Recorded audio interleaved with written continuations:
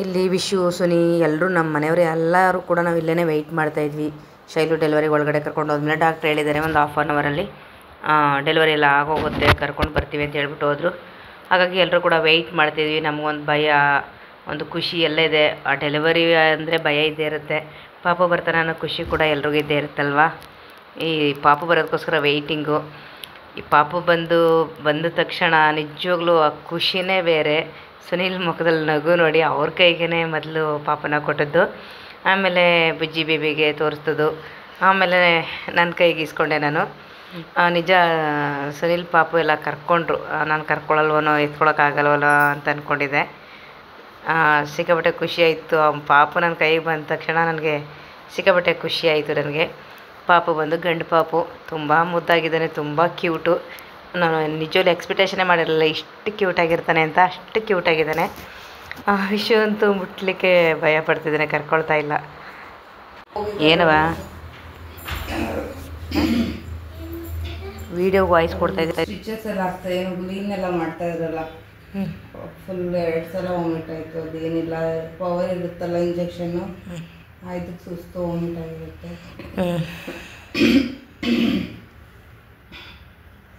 Doctor ಕರ್ಕೊಂಡು ತೋರಿಸಿ ಶೈಲು ನೋಡಿ ನಿಮ್ಮ ಪಾಪು ಎಷ್ಟು ಕ್ಯೂಟಾಗಿದ್ದಾನೆ ಅಂದ್ಬಿಟ್ಟು ನಾವು ಯಾವುದು ಒಂದು ಹೇಳಿದ್ರು ಅವಾಗ. ಸಿಕ್ಕಾಪಟ್ಟೆ ಕ್ಯೂಟ್ ಇದೆ.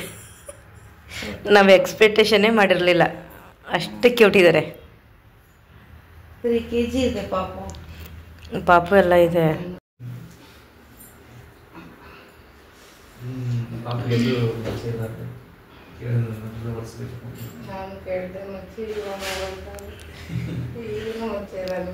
ಈಗ ಸರಿ ಮಾತಾಡ್ಬಿಡ ಪುಟ್ಟ, ಮಲ್ಗು ಬಪ್ಪ. ಈ ಕಡೆ ಕೈ ಹುಷಾರಾಗಿತ್ತು ನಿಮ್ದು, ಎಡ್ದ ಕೈ.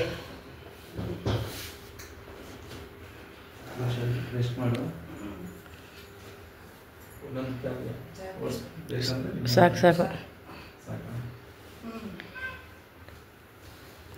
Cotton bag ಅಲ್ಲದಲ್ವಾ, ತತ್ತೀನಿ cotton ತತ್ನೀರು. ಸ್ವಲ್ಪ ಎಲ್ಲ ಅಬ್ಸರ್ವೇಷನ್ ಇಡ್ತೀವಿ ಪಾಪನ ಅಂದ್ಬಿಟ್ಟು. ಅಂದರೆ ಡೆಲಿವರಿ ಟೈಮಲ್ಲಿ ಮಕ್ಕಳು ಡಾಕ್ಟ್ರು ಕೂಡ ಇಲ್ಲೇ ಇರ್ತಾರೆ. ಅವರೇ ನಮ್ಮ ಪಾಪನ ಎಲ್ಲ ಟೆಸ್ಟ್ ಮಾಡಿ, ಮತ್ತು ಸಂಜೆವರೆಗೂ ಶೈಲು ಕೂಡ ಸುಸ್ತಾಗಿರ್ತಾಳೆ. ಅದಕ್ಕೋಸ್ಕರ ಪಾಪನ ಅಲ್ಲಿ ನೋಡ್ಕೊಳ್ಳೋಕ್ಕೆ ಅಂತ ಬೇರೆಯೇ ಇರ್ತಾರಲ್ವ, ಅವ್ರು ನೋಡ್ಕೊಳ್ತಾರೆ. ಸಂಜೆ ಒಂದು 6 ಗಂಟೆವರೆಗೂ ಇರಬೇಕು ಪಾಪು ಅಂತ ಹೇಳ್ಬಿಟ್ಟು ಅಲ್ಲಿಗೆ ಶಿಫ್ಟ್ ಮಾಡಿದ್ದಾರೆ.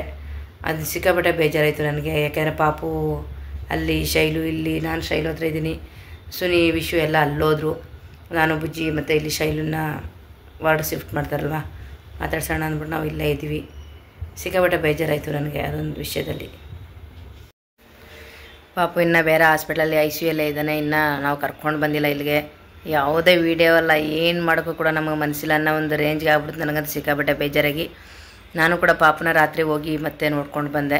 ಅವನು ಫೀಡ್ ಅಂದರೆ ಹಾಲು ಕುಡಿಸಿದ್ರೆ ಕುಡಿತಾ ಇಲ್ಲ ಅನ್ನೋದಕ್ಕೋಸ್ಕರ ಒಂದು ಕಾರಣಕ್ಕೆ, ಮತ್ತು ಪಾಪು ಸುಸ್ತಾಗಿದೆ ಅನ್ನೋ ಕಾರಣಕ್ಕೆ ICU ಬೇರೆ ಹಾಸ್ಪಿಟಲ್ ಕರ್ಕೊಂಡೋಗಿ, ಮಕ್ಕಳದೇ ಇರುತ್ತಲ್ಲ ಸ್ಪೆಷಲ್, ಅಲ್ಲಿ ಕರ್ಕೊಂಡೋಗಿ ಪಾಪನ ಅಲ್ಲಿ ಇಟ್ಟಿದ್ದಾರೆ. ಇವಾಗ ಶೈಲುನ ಸಂಜೆ ಇಲ್ಲಿಗೆ ತಗೊಂಡು ನಮ್ಮ ವಾರ್ಡ್ಗೆ ಶಿಫ್ಟ್ ಮಾಡಿದ್ದಾರೆ. ತೋರಿಸ್ತೀನಿ ನೋಡಿ. ಇನ್ನು ಶೈಲಿಗೆ ಏನೂ ಕೊಟ್ಟಿಲ್ಲ. ಯಾರೋ ಶೈಲನ ರಾತ್ರಿ ಇಲ್ಲಿಗೆ ಶಿಫ್ಟ್ ಮಾಡಿಕೊಟ್ರು. ಮೆಲ್ಲಗೆ ಎಳಿಸಿ ನೈಟ್ 11 ಗಂಟೆಯಲ್ಲಿ ಇಬ್ಬರು ಹಿಡ್ಕೊಂಡು ಒಂದು ಮೆಲ್ಲಗೆ ಅಜ್ಜಿ ಹಾಕ್ಸ್ಕೊಂಡು ಬಂದು ಮಲಗಿಸಿದರೆ. ಎಲ್ಲ ಹೇಳ್ತಾಯಿದ್ರು 3 ದಿನ ಆದರೆ ಬೇರೆಯವರಾದರೆ ಹೇಳಿ ಅಂದರೆ ಹೇಳಲ್ಲ, ಶೈಲು ಹೆಂಗೆ ನಡ್ಕೊಂಡು ಬಂದ್ಲು ಅಂತ. ಮಲಗಿದ್ದಾಳೆ, ಅವಳಿಗೂ ಬೇಜಾರಾಗಿದೆ. ಪಾಪು ಅಲ್ಲಿ, ಶೈಲು ಇಲ್ಲಿ ಇರೋದ್ರಿಂದ ಏನು ಮಾಡೋಕ್ಕದ್ದು. ಪಾಪನ ಇವತ್ತು 10 ಗಂಟೆ ಅಷ್ಟರಲ್ಲಿ ಇಲ್ಲಿಗೆ ಕಳಿಸ್ಕೊಡ್ತೀವಿ ಅಂದಿದ್ದಾರೆ. ನೋಡೋಣ. ಮುಖ ತೊಳಸ್ಬೇಕು ಇವಾಗ. ಗಂಜಿ ಎಲ್ಲ ಮಾಡ್ಕೊಂಬಂದಿದ್ದೀನಿ, ಕಾಫಿ ಮಾಡ್ಕೊಂಬಂದಿದ್ದೀನಿ ಮನೆಯಿಂದ ನಾನೇ ಹೋಗ್ಬಿಟ್ಟು.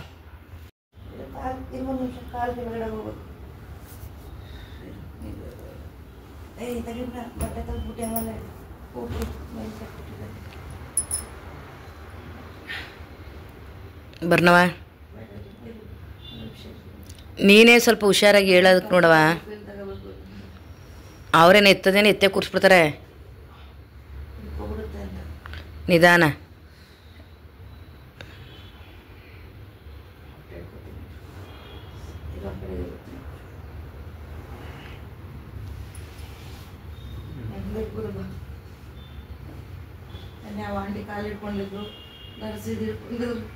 ಈಗಲೂ ಹೇಳು, ನಾನೇ ಕಾಲಿಡ್ಕನ. ಇರೋ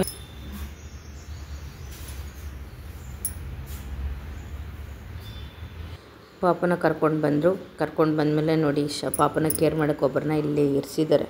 ಅವ್ರ ಕಡೆಯಿಂದ ಅವರೆಲ್ಲ ಪಾಪಗೆ ಹಾಲು ಕುಡಿಸ್ಬೇಕು, ಅವರೇ ಕೇರ್ ಮಾಡಬೇಕು ಅಂತ ಹೇಳ್ಬಿಟ್ಟು ಇರಿಸಿದ್ದಾರೆ ನೋಡಿ. ಅವನಿನ್ನ ಹಾಲು ಕುಡಿತಾ ಇಲ್ಲ, ಶೈಲು ಹತ್ರ ಟ್ರೈ ಮಾಡ್ತಾ ಇದ್ದಾರೆ ಹಾಲು ಕುಡಿಸ್ಬೇಕು ಅಂತ ಹೇಳಿ. ಎಂಥ ಪ್ರಶ್ನೆ ಕೇಳಿಬಿಟ್ಟ ಎತ್ತವಳೆ ನಾನು, ನನಗೆ ಸ್ವೀಟ್ ಇಲ್ವಾ ಒಂಚೂ.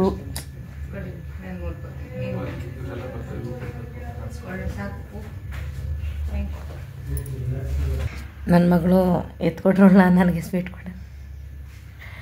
ನೋಡಿ ಮಗ ಅಮ್ಮನ ಹತ್ರ ಹೋಗಿ ಹೆಂಗೆ ಮಲಗಿದ್ದಾನೆ ಅಂತಂದರೆ ಫೀಲೇ ಇರಲಿಲ್ವಾ? ಫುಲ್ ಫೀಲಾಗಿ ಹೋಗಿಲ್ಲ ನನ್ನ ಮಗಳಂತೂ. ಪಾಪ ಬಿಟ್ಟು 24 hours ಬಿಟ್ಟಿದ್ಲು, ನೋಡೇ ಇಲ್ಲ. ಹುಟ್ಟಿದ ತಕ್ಷಣ ಏನೋ ಅರಬರ ಪ್ರಜ್ಞೆ ಥರ ಆ ಟೈಮಲ್ಲಿ ಚೂರು ತೋರಿದ್ದಾರೆ ಅಷ್ಟೇ.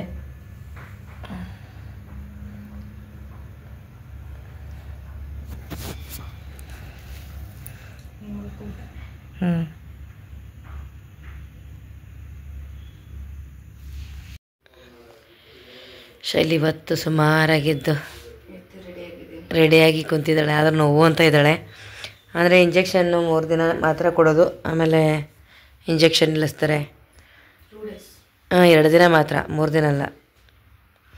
ಅಂದರೆ ಇಂಜೆಕ್ಷನ್ ಕೊಟ್ಟು ಅದೇ ಇದಕ್ಕೆ ನೋವು ಅಂತ ಇದ್ಬಿಡ್ತಾರೆ ಅಂತ ಕೊಡಲ್ಲ ಅಲ್ವಾ?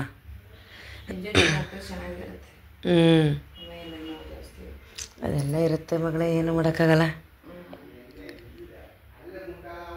ಹತ್ತು ಬಿಡು ಮೇಲೆ ಮಲ್ಕೋ ಸ್ವಲ್ಪ ಹೊತ್ತು. ಕಾಫಿ ತರಿಸ್ತೀನಿ. ಪಾಪ ಇಲ್ಲಿ ನನ್ನ ಹತ್ರ ಇದ್ದಾನೆ, ಶೈಲಿ ಇಲ್ಲಿ ಕೂತಿದ್ದಾಳೆ.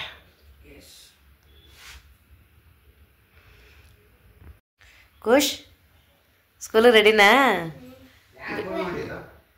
ಸ್ಕೂಲ್ಗೆ ಹೋಗೋಕ್ಕೆ ಬಜ್ಜಿ ಬೇಬಿ ರೆಡಿಯಾಗಿ ಇಲ್ಲಿಗೆ ಬಂದಿದ್ದಾನೆ.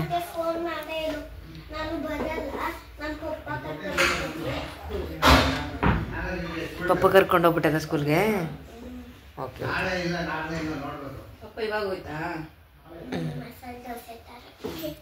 ಎಲ್ರಿಗೂ ಹೋಟ್ಲು ತಿಂಡಿ ಹೇಳತ್ತೆ. ಪಪ್ಪನ ಕಾಲ್ ಮಾಡಿ.